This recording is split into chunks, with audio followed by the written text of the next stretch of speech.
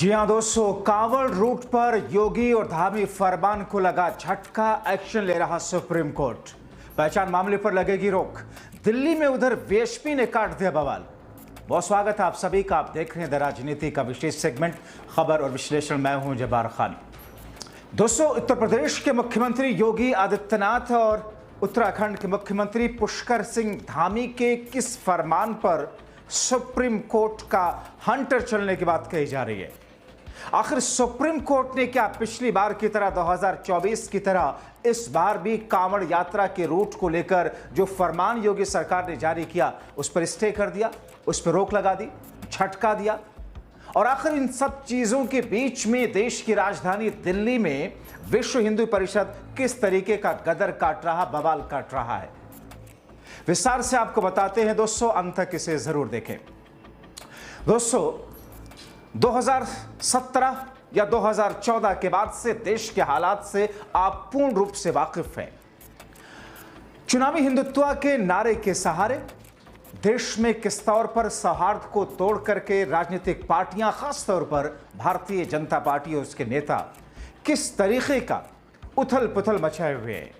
उत्तर प्रदेश और उत्तराखंड सरकारों द्वारा कांवड़ यात्रा मार्ग पर खाने के दुकानों, ढाबों को अपने मालिकों की जानकारी क्यूआर कोड के जरिए प्रदर्शित करने के निर्देश के खिलाफ सुप्रीम कोर्ट एक बड़ा झटका देने जा रहा है।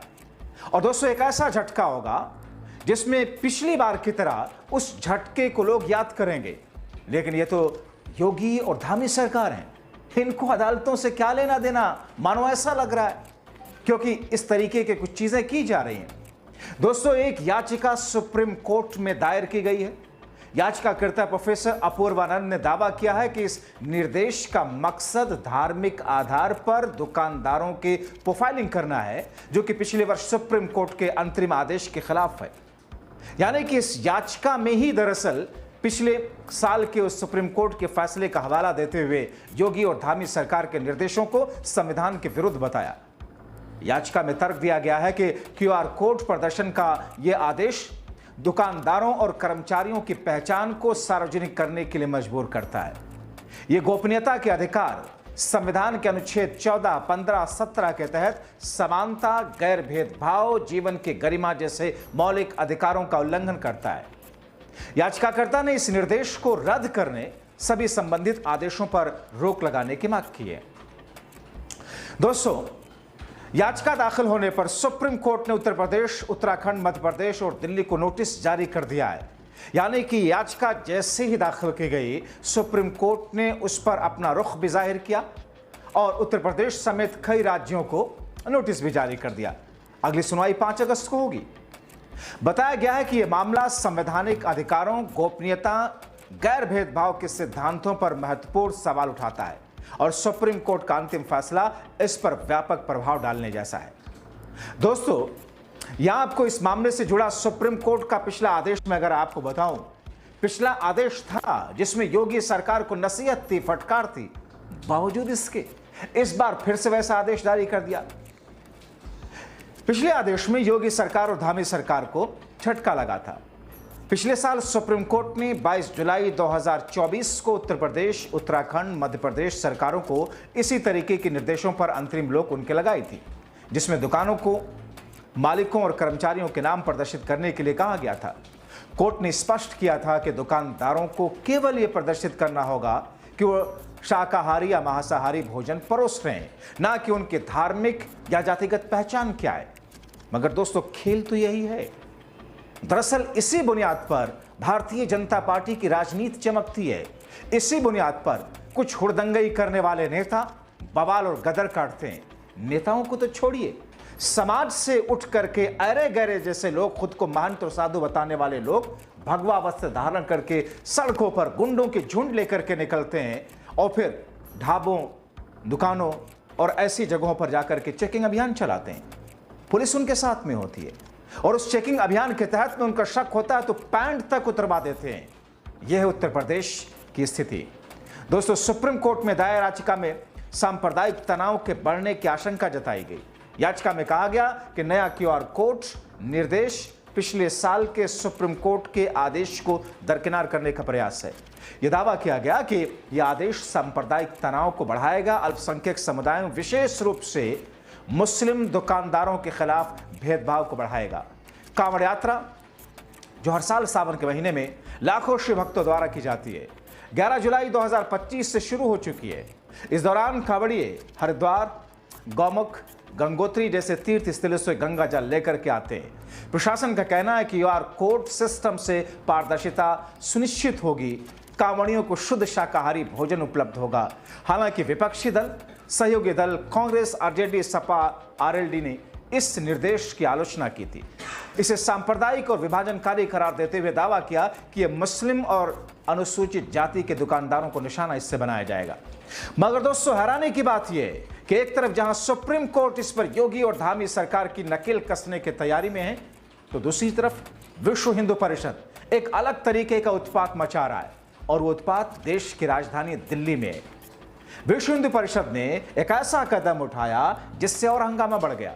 लोग कह रहे हैं कि पूरे देश में बीजेपी और हिंदू संगठन आपसी सौहार्द को बिगाड़ने की कोशिश में है। दरअसल विश्व हिंदू परिषद ने देश की राजधानी दिल्ली में दुकानों, खासकर शिव भक्तों के रूट पर स्थित दुकानों को सनातनी सर्टिफिकेट जारी करने के लिए एक अभियान शुरू कर दिया। दोस्तों, अभी तक किसी भी तरीके का सर्टिफिकेट एकेडमिक है तो फिर स्कूल, कॉलेज, सरकारी school, private college, public college जारी करते थे, या फिर कोई ऐसा सर्टिफिकेट है सरकारी एजेंसियां जारी करती हैं। मगर यहां पर तो विश्व हिंदू परिषद ठेकेदार बना हुआ है, और वो भी जहां पर प्रधानमंत्री नरेंद्र मोदी रहते हैं, उनके आलिशान पीएम आवास से चंद किलोमीटर की दूरी पर विश्व हिंदू परिषद ये सब कुछ कर रहा है। मगर पुलिस खामोश है, अमित शाह की खुद प्रधानमंत्री खामोश है। विश्व हिंदू परिषद में दिल्ली में दुकानों को सनातन हिंदू संस्कृति के तहत सर्टिफिकेट दे रही है। कहा गया कि टीमें रेस्टोरेंट, किराना स्टोर, होटल में बेचे जा रहे प्रोडक्ट, उनकी रसोई में रखी वस्तुओं का टेस्ट करने के बाद उन्हें स्टिकर देंगे। सोचिए, कौन होता है ये विश्व हिंदू परिषद? कौन है तो होते हैं ये लोग? गुंडई से देश चलेगा? आखिर कानून और संविधान, लोकतांत्रिक मूल्यों को ताक पर रख करके किस किस्म की धारणा को देश में बनाया जा रहा है?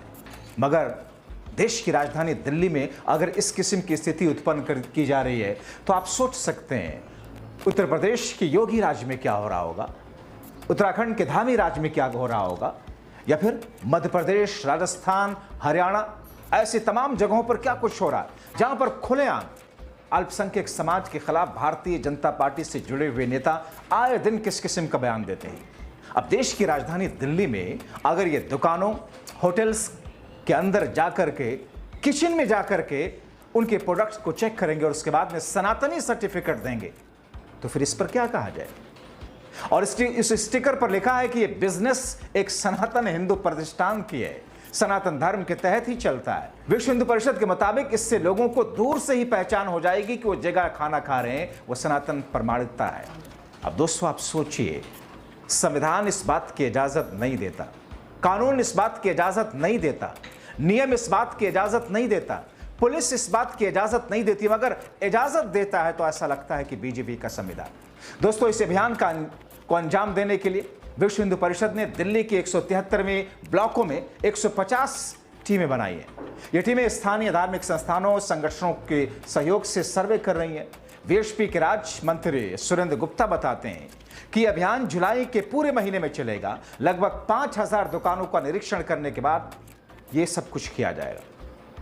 इस पहल का मकसद दिल्ली से होकर हरियाणा, राजस्थान जाने वाले पवित्र गंगा जल ले जाने वाले श्रद्धालुओं के लिए पवित्रता बनाए रखना है, जिससे वो सनातन सर्टिफिकेट मिले, होटल में खाना खा सके।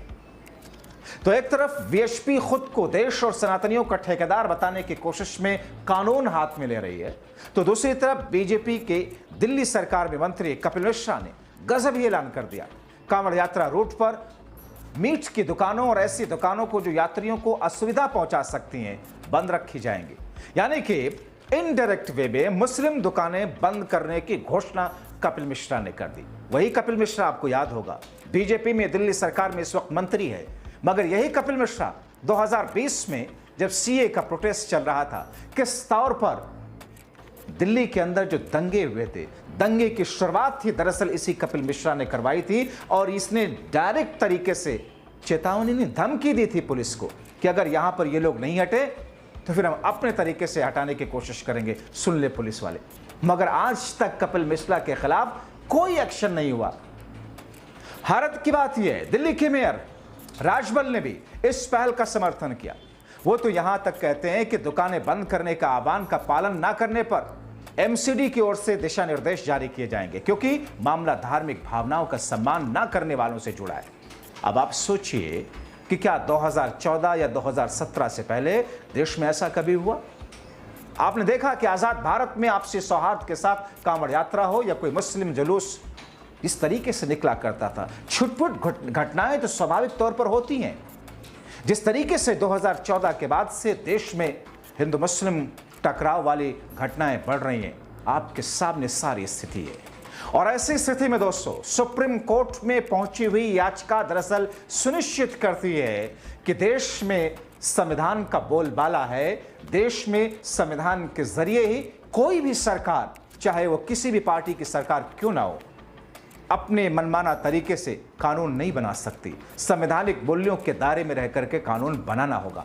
तो इंतजार कीजिए उत्तर प्रदेश की योगी सरकार, उत्तराखंड की धामी सरकार, मध्य प्रदेश की सरकार, राजस्थान की सरकारों के लिए क्या आदेश आता है सुप्रीम कोर्ट का।